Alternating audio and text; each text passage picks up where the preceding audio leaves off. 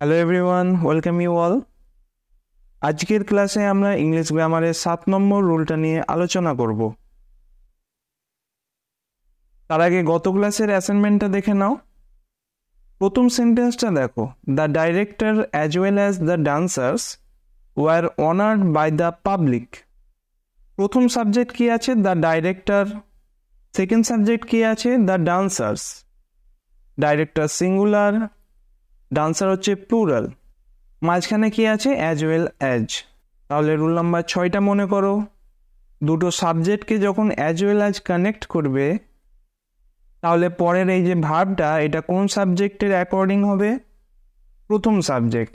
এখানে প্রথম সাবজেক্ট কি আছে? দ্য ডাইরেক্টর সিঙ্গুলার, তাহলে এটা ওয়ার হবে না, কি হবে? ওয়াজ। পরের সেন্টেন্সটা দেখো, the mother as well as her children were ব্রট to the police station for interrogation. প্রথম সাবজেক্ট দ্য মাদার, পরের সাবজেক্ট হার চিলড্রেন। ভার্ব কি আছে? ওয়ার, এটা হবে না, যেহেতু দেখো মাদার এখানে সিঙ্গুলার, ভার্বটা কি হবে? ওয়াজ। আর পরের সেন্টেন্সটা দেখো, both you as well as my brother are going to attend her marriage tomorrow. Sentence শুরু হচ্ছে কি দিয়ে? বোথ দিয়ে। রুল নাম্বার 1টা মনে করো, সেন্টেন্স যদি বোথ দিয়ে শুরু হয় তারপরে কিন্তু অ্যাজ ওয়েল অ্যাজ বসবে না, তাহলে কি হবে? এখানে একটা অ্যান্ড বসবে। তো সঠিক সেন্টেন্সটা কি? Both you and my brother are going to attend her marriage tomorrow. ঠিক আছে, তোমরা কারেক্ট করে নিও। রুল নাম্বার 7টা দেখো, সেন্টেন্সে যদি আইদার অর অথবা নাইদার নর থাকে তাহলে এর পরের যে ভার্বটা হবে এটা সেকেন্ড সাবজেক্টের অ্যাকর্ডিং হবে। গত ক্লাসে কি দেখেছিলে? যখন অ্যাজ ওয়েল অ্যাজ ছিল সেটা প্রথম সাবজেক্টকে স্যাটিসফাই করতো, অর্থাৎ বাক্যে যদি দুটো সাবজেক্ট থাকে সেটাকে অ্যাজ ওয়েল অ্যাজ কানেক্ট করে তাহলে এর পরের ভার্বটা প্রথম সাবজেক্টের নাম্বার অনুযায়ী হতো। কিন্তু দেখো সেন্টেন্সে যদি আইদার অর অথবা নাইদার নর থাকে তাহলে কিন্তু এর পরের ভার্বটা সেকেন্ড সাবজেক্টের নাম্বার অনুসারে হবে। একটা উদাহরণ দেখে নাও, নাইদার রাম নর ইজ ফ্রেন্ডস হ্যাজ কাম। প্রথম সাবজেক্ট কি আছে? রাম। দ্বিতীয় সাবজেক্ট কি আছে? His friends. রামটা কোন নাম্বার? সিঙ্গুলার। পরের সাবজেক্টটা দেখো, এটা প্লুরাল, তাহলে এরপর যে ভার্বটা আছে এটা কি হবে? দ্বিতীয় সাবজেক্ট অনুযায়ী। দ্বিতীয় সাবজেক্ট হচ্ছে হার ফ্রেন্ডস, যেটা প্লুরাল নাম্বার, তাহলে এখানে হ্যাজ হবে না, সঠিক উত্তর কি হবে? হ্যাভ। তাহলে বুঝতে পারলে সেন্টেন্সে যখন আইদার অর অথবা নাইদার নর থাকবে ভার্বটা কিন্তু সেকেন্ড সাবজেক্ট অনুযায়ী হবে, এটা তোমরা নোট করে রেখো। আর পরের কনসেপ্টটা দেখো, সেন্টেন্সে আইদার অর নাইদার অর থাকলে ভার্বটা তো বি এর অ্যাকর্ডিং হবে, এটা তো জানলে। এবং এর পরে যদি কোনো পজিটিভ কেস থাকে, সেটা প্রোনাউন হতে পারে, অ্যাডজেক্টিভ হতে পারে, সেটাও কিন্তু বি এর অ্যাকর্ডিংলি হবে। বি মানে সেকেন্ড সাবজেক্ট। আরও একবার বলছি, সেন্টেন্সে আইদার অর নাইদার নর থাকলে এর পরের ভার্ব এবং পজিটিভ কেস এটা কিন্তু এই দ্বিতীয় সাবজেক্টের নাম্বার অনুযায়ী হবে। উদাহরণ, neither the staff members nor the manager was taking their task properly. দেখো দুটো সাবজেক্টকে নাইদার নর কানেক্ট করেছে। প্রথমটা কি আছে? দ্য স্টাফ মেম্বার্স, এটা প্লুরাল নাম্বার।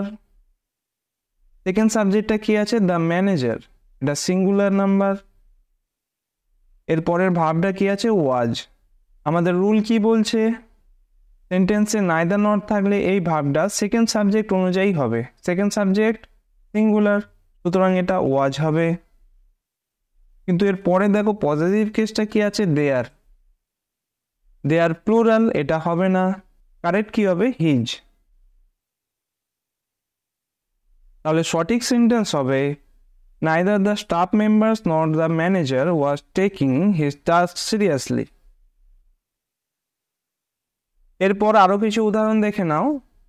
প্রথম বাক্যটা দেখো, neither the students nor their guide were found present in the common room. দুটো সাবজেক্ট আছে এ বি। প্রথমটা কি?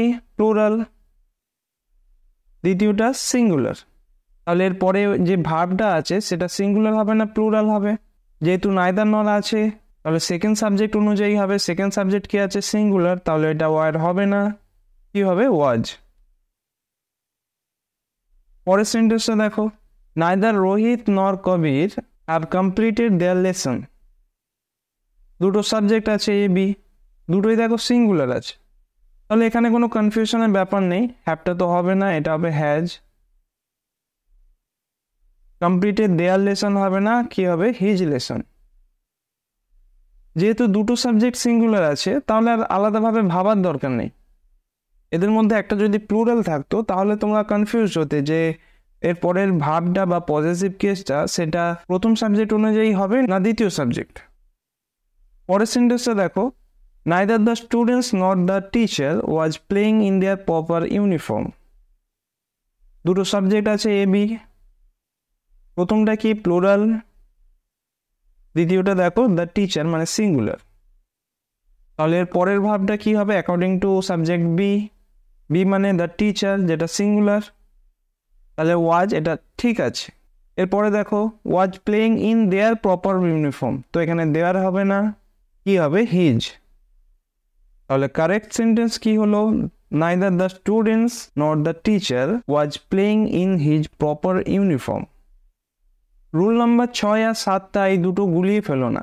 সেন্টেন্সে যদি দুটো সাবজেক্ট থাকে সেটাকে অ্যাজ ওয়েল অ্যাজ দ্বারা কানেক্ট করা হয় তাহলে ভার্বটা কিন্তু প্রথম সাবজেক্ট অনুযায়ী হবে, are either or neither not থাকলে তখন কিন্তু দ্বিতীয় সাবজেক্ট অনুযায়ী হবে। তোমরা নিজেদের মতো করে এটা লিখে নাও। তোমাদের একটা প্রশ্ন দেওয়া হলো যেটা সিজিএল এ এসছে, তোমরা কমেন্ট করে জানাও যে এই 4টে অপশনের মধ্যে কোন জায়গাটায় ভুল আছে। পরের ক্লাসে আমরা আরও একটি ইম্পর্টেন্ট রুল নিয়ে আলোচনা করব। Thank you.